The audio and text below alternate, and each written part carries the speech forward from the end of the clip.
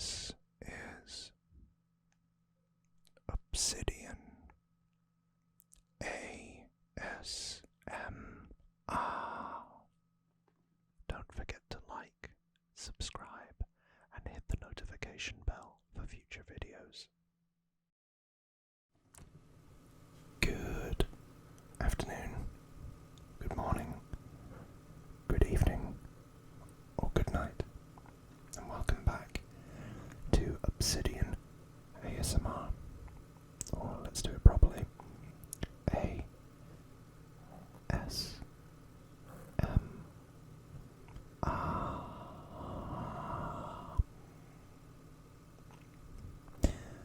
So, tonight's video is actually a user or a commenter's request, and I got asked to have a look at some Batman. Na na na na na na na na Batman. Na na na na na na na na Batman. Na na na na na na na na Batman. Batman. Some Batman, if you couldn't tell, video games. And I have to confess, I don't have a lot of them, but I do have some. So, these are them. And I know there are some others that have come out, and I will talk about them too. But these are the ones that I own and are in my collection. So, I think starting off, I'll talk about this.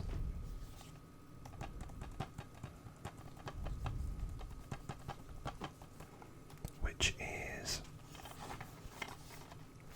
a Lego game. And at this point in time, they were making Lego games about everything. They still do, but originally it started out with Lego Star Wars. Or, if you really want to go back, the first Lego game I think I ever had was Lego Island 2, The Brickster's Revenge, which was on PC. But this was released in 2008, so a long time ago now.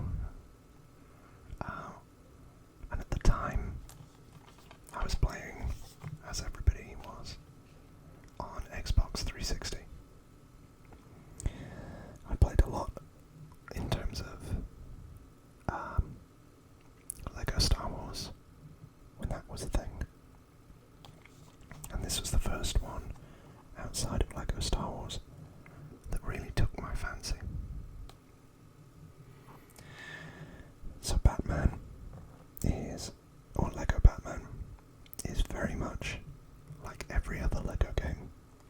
It's fun, it's accessible, and it's really just something that kids can play, or anybody can, with a lot of fun and, easy puzzles to get you to go through the game, unlocking all the various characters.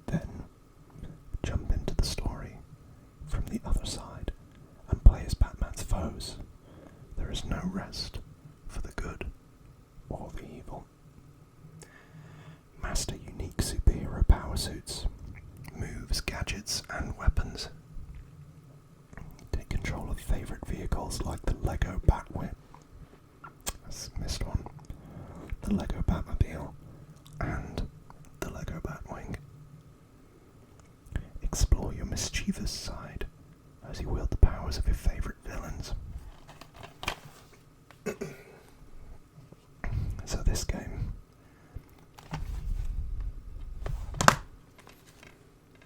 was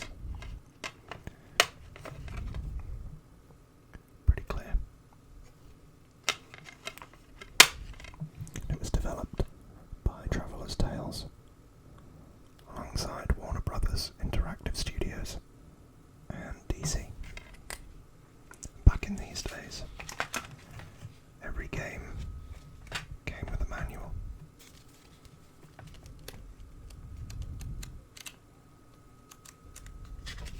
So let's have a look. Do you remember Lego Races? I don't.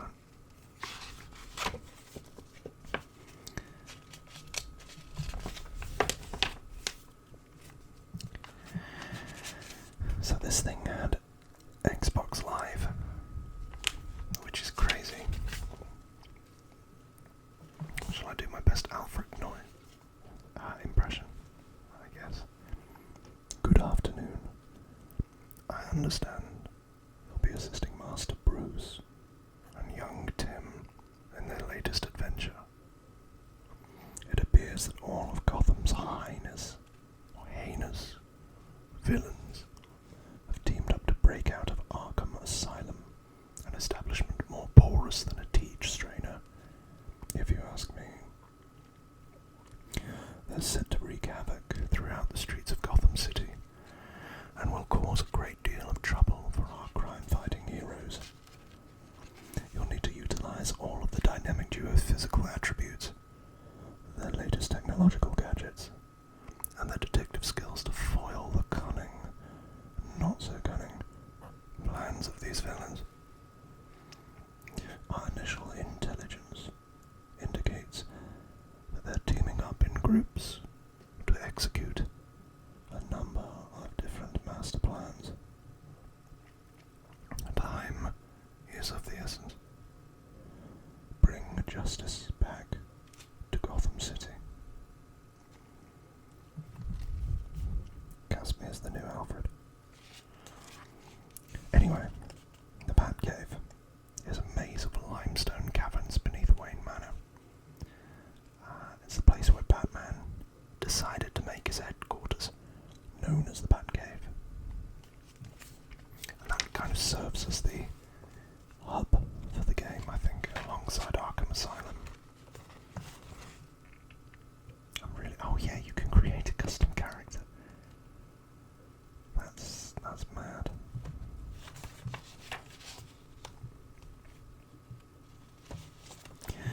Needless to say, though, this game did very well, and it had the same kind of Lego, mannerisms, foibles that they all do.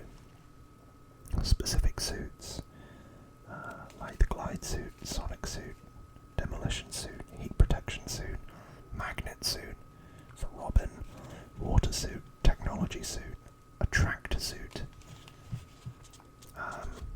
and special abilities as well. But again, it all comes back to the Lego formula of hearts, studs, canisters, and red power bricks. And there's Harley Quinn. If you've played one Lego game, you played them all.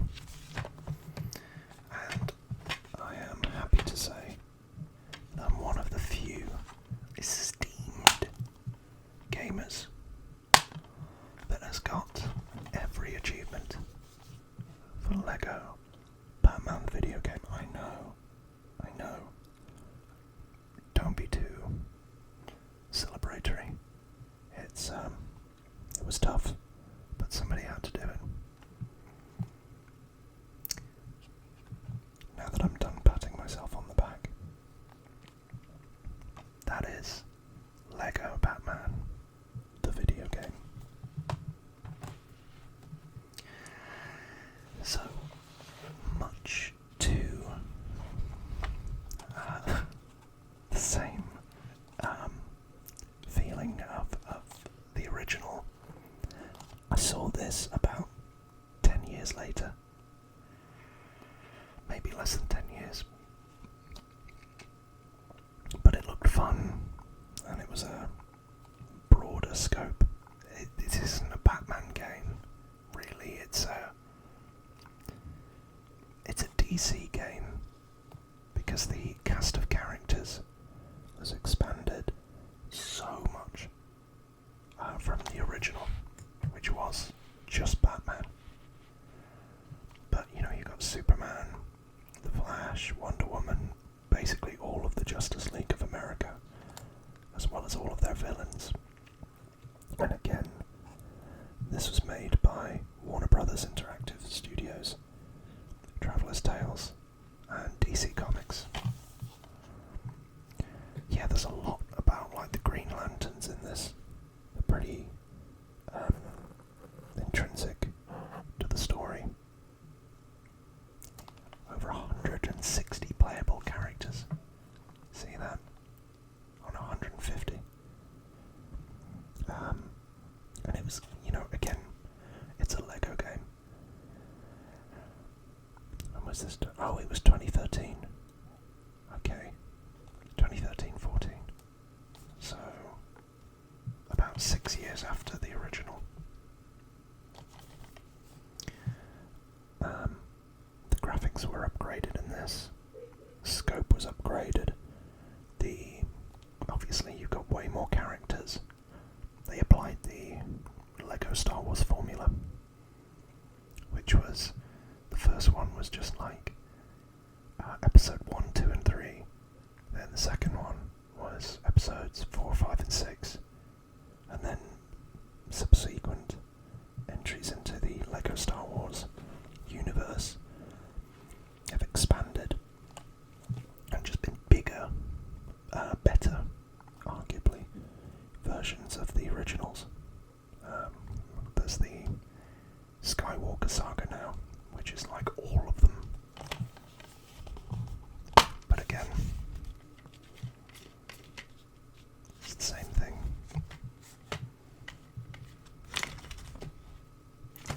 And with this, you even get Batman of the Future pack, or Batman Beyond.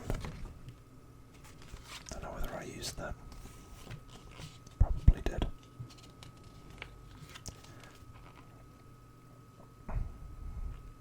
Lego Batman leaves Gotham behind and goes galactic. Batman and his Justice League colleagues embark on a journey across the galaxy, visiting a number of lantern worlds in an original, epic story set in space. Opening the door to the DC universe, you'll get to play as your favourite characters, the greatest superheroes and the most cunning villains. Must unite to collect the lantern rings and stop Brainiac before it's too late.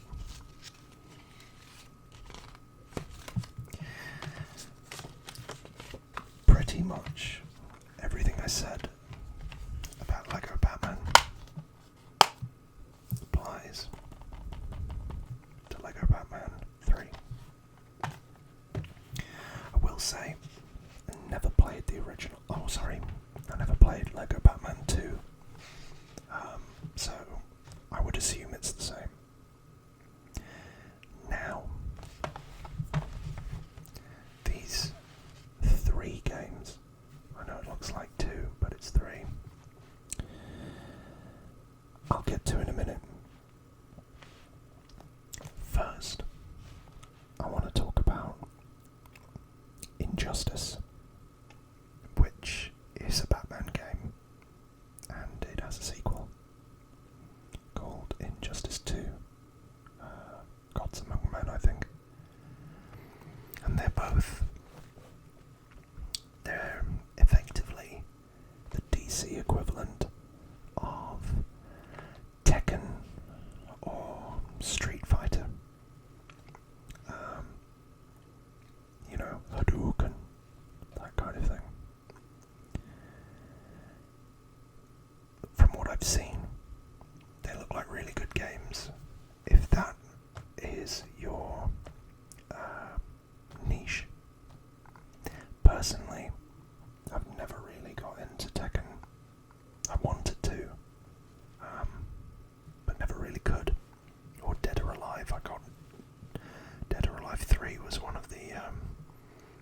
first games I got on the Xbox 360, because it was a launch title. But I never got round to playing Injustice or its sequel. I've heard the storylines in both of them are very, very good. Maybe I will get round to it one day. If you've played Injustice or Injustice 2, let me know what you thought of them down below. I'd love to hear it. Now, we get on to one of the greatest video game trilogies I think I've ever played. And I've got some fun facts for you to do with the first game, Batman Arkham Asylum. So, there was another Batman game that I played, but I don't have anymore. And that's where the story starts. Because it was Batman Begins on the PlayStation 2. Now obviously, that was a tie-in to the 2004 film Batman Begins, which is crazy to think about. And Arkham Asylum actually started its life as the Dark Knight film, movie, video game tie-in. But because Batman Begins had done so poorly commercially, they decided not to continue with it, and instead they brought in Bruce Timm and Paul Dini and got Kevin Conroy, God rest his soul, and Mark Hamill to reprise their roles from Batman the Animated Series. And again, those two voice actors were effectively the definitive voices of Batman and the Joker for my generation, definitely. Maybe generations past that. And I think these games went a long way to doing it, or cementing that legacy. I hope so. Kevin Conroy was a beautiful man, a beautiful spirit, and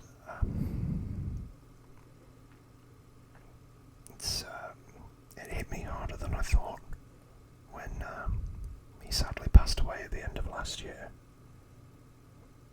So, again, his fans were everything to him, and we should be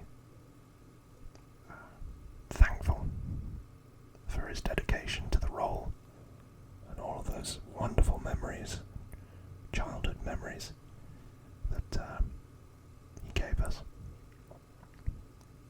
So, again, rest in peace, Kevin. Arkham Asylum was released, I believe, in 2009. There it is. And it was Game of the Year because the fighting system was so revolutionary, and a lot of you can tell it's revolutionary because every single superhero game since has tried to imitate it.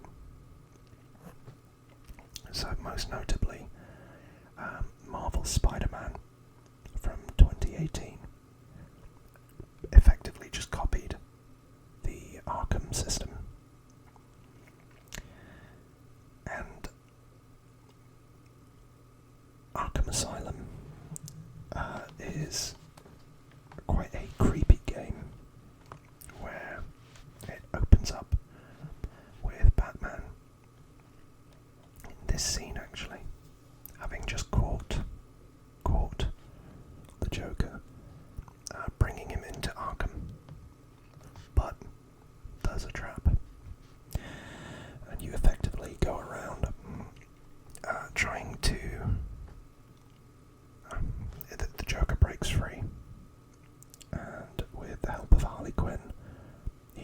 releases a load of Batman villains who were currently being held in Arkham to try to take over. And he has this scheme relating to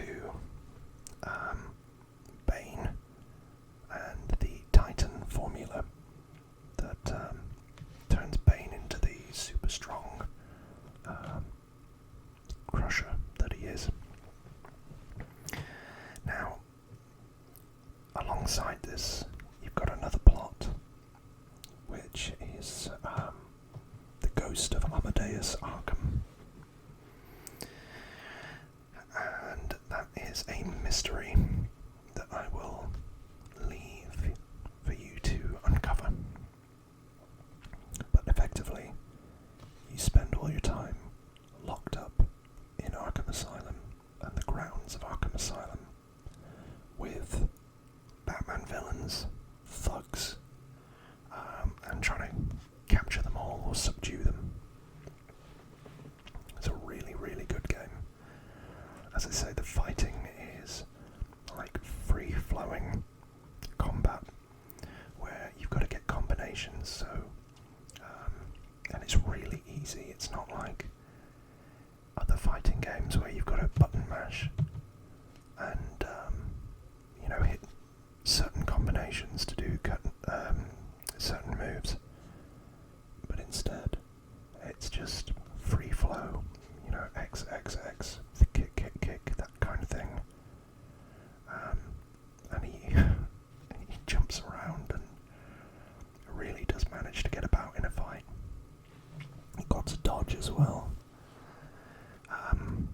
and use quick wheel gadgets like the batarang or stun gun or a claw gun, all that kind of stuff. There is a puzzle element to it as well, which you use like explosive cement or sonar or a remote control batarang, that kind of thing. And there's the typical collectibles that you get in a video game.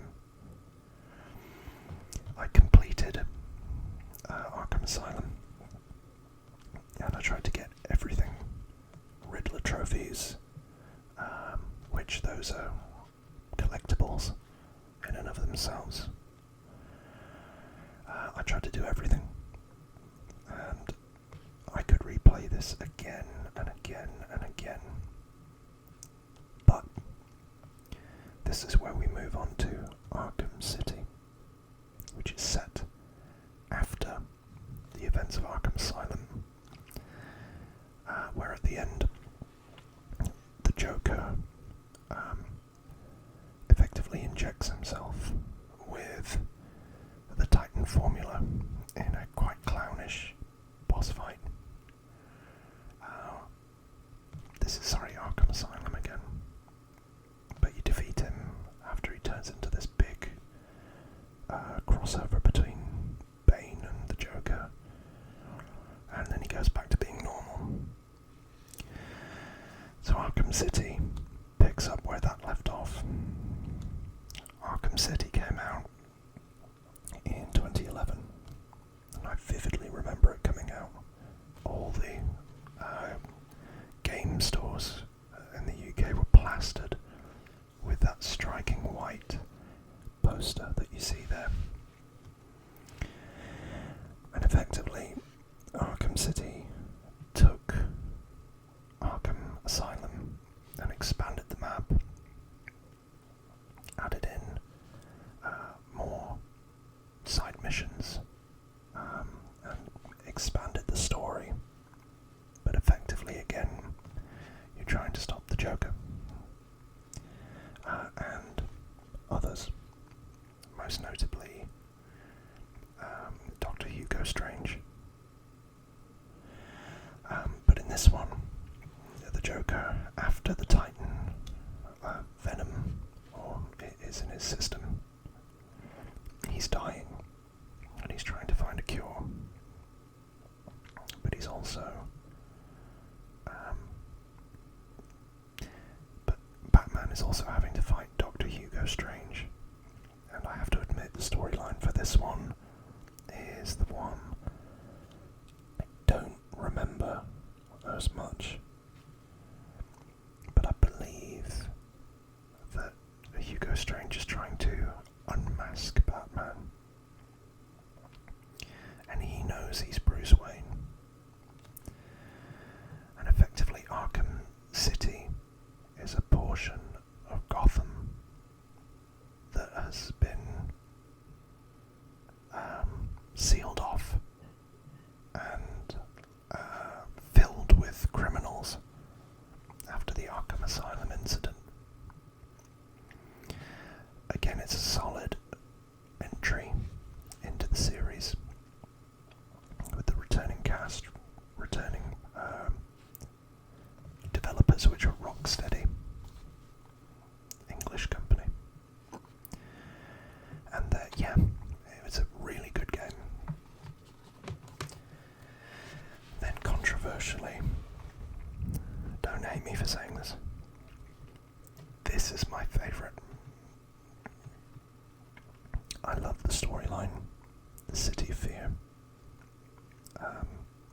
The Joker's dead in this, but because Batman in Arkham City was injected with a bit of Joker's blood, he keeps having visions of the Joker as he slowly goes mad. But effectively, this takes what Arkham City did and expands it further, where there's the whole of Gotham open to you, and there's a lot of villains that again have been let out and are running amok across the city after Scarecrow, who is the primary antagonist, has effectively shut the bridges, taken over the city, and threatening to unleash his fear toxin across the entire area. So Batman is kind of like left on his own. And the criticism of this, there are two main criticisms, and I get both of them. It's called Arkham Knight, first and foremost. And it promised a new character, a unique character, called the Arkham Knight. And a lot of people kind of guessed before the game came out that the Arkham Knight was in fact Jason Todd, or the Red Hood. That turned out to be the case. But the intricacies and the storyline there, I really enjoyed. I thought it was a good kind of vengeance, then reconciliation storyline, and really graphic at times. Played into the Death in the Family comic that I've talked to you about before in my Red Hood video.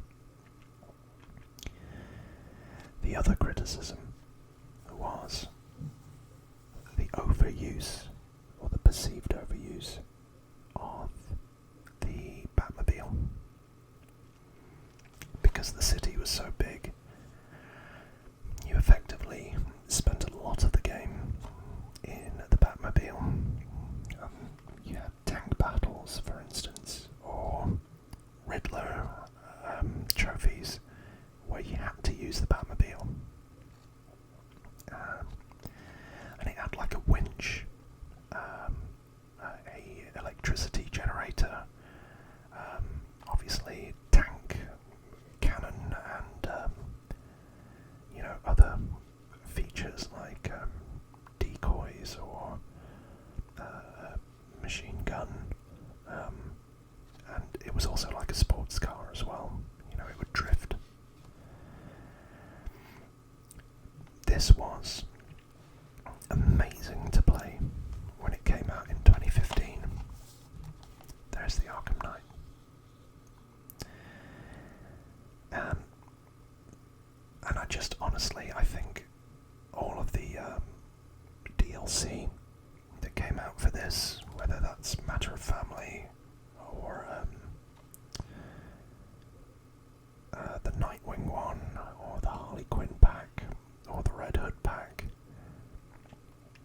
Season of Infamy. Honestly, this was the complete one for me. It was brilliant. I really enjoyed the storyline. I played through the entire campaign, got all of the Riddler trophies, did all of the villain encounters, even Azrael. I think the one that always sticks out the most is Professor Pig, one of Batman's lesser known villains, but that was really hauntingly well done. Or the Mr. Freeze and Nora Freeze encounter in Season of Infamy. That was really good. And this game takes a long time to complete. It really does. So that's my favourite. Now, there has been another one since... Oh. And you get to team up in this with Nightwing and Robin at certain points. You know, like taking down the Penguin or Two-Face. But they took that concept, and there's been a new game recently called Gotham Knights, which sadly has not got good reviews, where the concept is Batman is dead, and it's not in the same universe as Arkham. Batman's dead, and you have to work together and cooperatively to take down villains across the city, like Harley Quinn, and Ra's al Ghul is the main villain. Yeah, I steered clear of it.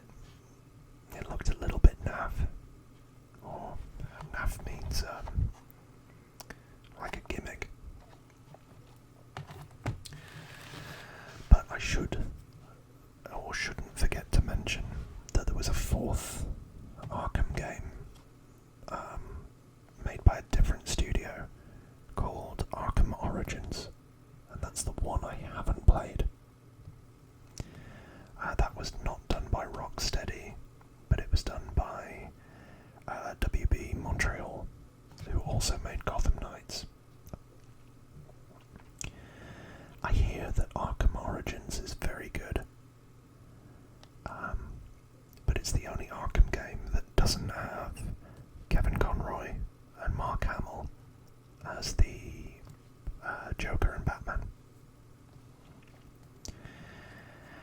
Now, I am excited to see how good Suicide Squad Kill the Justice League is when that comes out later this year, 2023, for those of you watching in the future. Because that is done by Rocksteady, who have said that they're not doing any more Batman games. And I believe the storyline for that is that Brainiac has brainwashed the Justice League and turned them evil. So the Suicide Squad, made up of King Shark, Harley Quinn, Deadshot, and Captain Boomerang, have to go and subdue the Justice League. And it was going to be a surprise, but Kevin Conroy reprised his role as Batman in that game, and I believe that is in the same universe as Arkham, or the Arkham trilogy. So he's left us one parting gift, and that is my walkthrough of Batman games that I own and that I know of. If I've missed any, or you want to then some. Let me know down below. And if you've made it this far and you're not asleep, congrats to you.